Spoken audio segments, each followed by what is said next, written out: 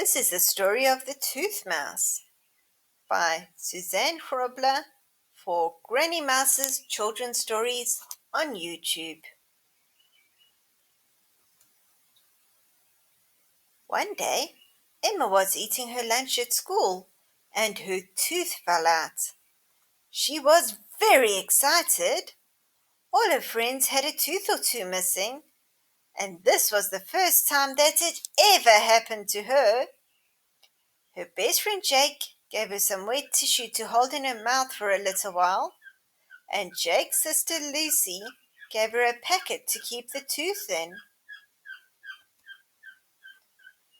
She knew from all her friends that tonight, when she was sleeping, the tooth mouse would come and pay for the tooth. She just couldn't wait. After school, she ran to her mom's car and proudly showed her the gap where her tooth used to be.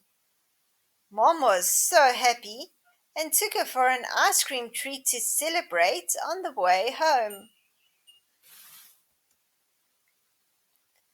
When they got home, she finished her homework and ate dinner. She then opened her lunchbox and carefully unwrapped her tooth to have a look.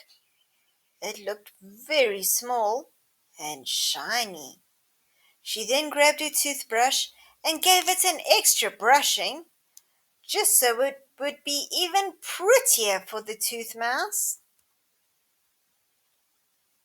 Soon it was bedtime. Emma gave a big yawn and climbed into bed. She carefully placed the tooth under her pillow and went to sleep.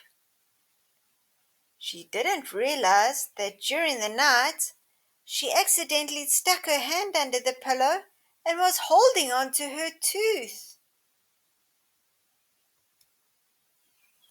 Soon, a little white mouse, the tooth mouse, carrying money, came quietly into Emma's room. She heard Emma breathing softly in her sleep and smiled happily. This was one of her favorite things to do, knowing how happy the kids would be in the morning when they looked under the pillow and found money instead of their tooth.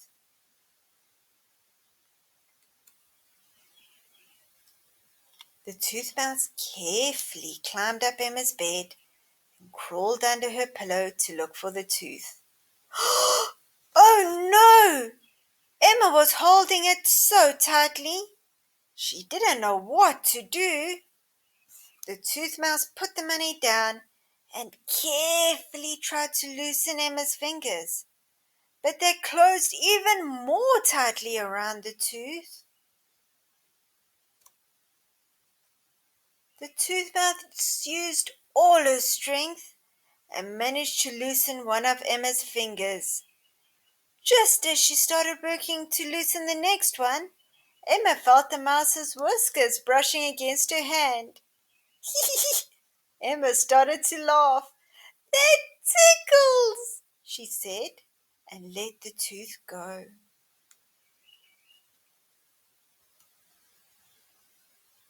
The tooth mouse grabbed the tooth and climbed out from under Emma's pillow.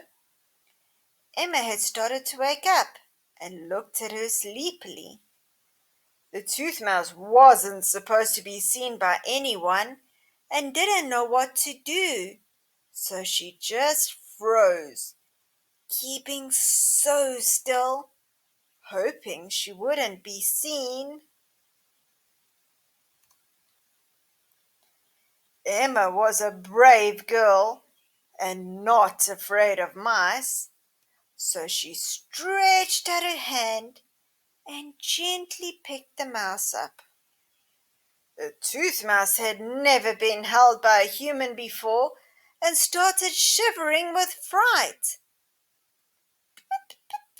"Please don't squish me," she begged.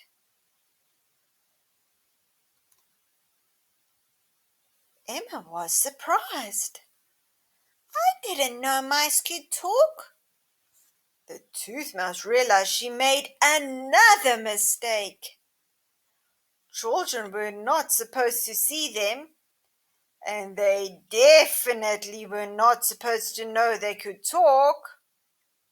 She began to shiver even more violently.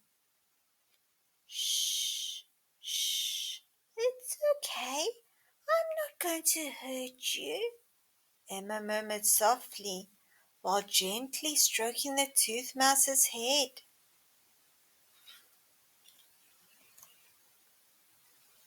After a few minutes, the tooth mouse relaxed and stopped shivering. She looked at Emma and said, "Thank you for taking such good care of this tooth for me. I haven't seen such a pretty one in ages." Emma smiled happily, showing the gap in her mouth, and asked, "Why do you collect teeth?" "We use it to build with," the tooth mouse told her. "The big, strong teeth we use for walls for our houses. The crooked ones we use for our fences. And the beautiful shiny ones we use for all sorts of furniture. Your tooth is really pretty. I'm going to build a crib for my baby mouse." Emma really liked that her tooth would be used in such a way.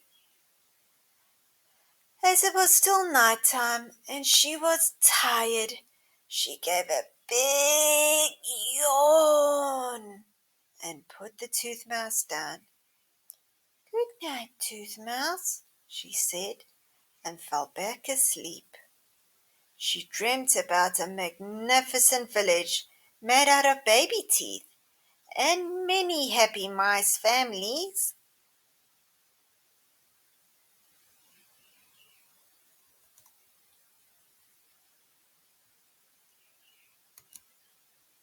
"Good night, Emma," whispered the tooth mouse as she climbed off Emma's bed and went home with a tooth that would be used to make her baby's crib. The end. For more stories, follow Granny Mouse's Children's Stories on YouTube.